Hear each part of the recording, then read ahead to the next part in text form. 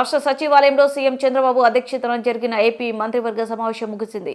ఈ భేటీలో పలు కీలక నిర్ణయాలకు కేబినెట్ ఆమోదం తెలిపింది.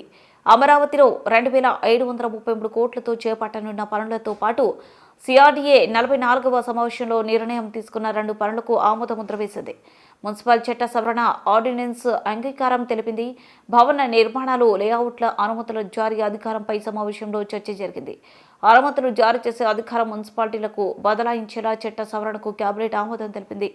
పిఠాపురం ఏరియా డెవలప్మెంట్ అథారిటీలో కొత్తగా 19 పోస్టుల ఏర్పాటుకు మంత్రివర్గం ఆమోద ముద్ర వేసింది. తిరుపతిలో ఈఎస్ఐ ఆసుపత్రిని 100 పడకలకు పెంచేందుకు గుంటూరు జిల్లా ప్రతిపాడు మండలంలో 100 పడకల ఈఎస్ఐ ఆసుపత్రి నిర్మాణానికి అంగీకారం తెలిపింది. ఎస్ఐపిబి ఆమోదించిన 1,82,162 కోట్ల పెట్టుబడులకు కేబినెట్ ఆమోదముద్ర వేసింది. రామాయపట్నంలో బీపీసీఎల్ రిఫైనరీ, కాకినాడలో గ్రీన్ అమోనియా ప్లాంట్ ఏర్పాటుపై సమావేశంలో చర్చించారు. నంద్యాల, వైఎస్ఆర్ కర్నూలు జిల్లాలో పవన సౌర విద్యుత్ ప్లాంట్ల ఏర్పాటుకు మంత్రివర్గం అంగీకరించినట్లు తెలుస్తుంది. చిత్తూరు జిల్లాలో హోంశాఖ ఐఆర్ బెటాలియన్ ఏర్పాటుకు కేటాయించనున్న స్థలంపై కేబినెట్లో చర్చ జరిగినట్లు సమాచారం.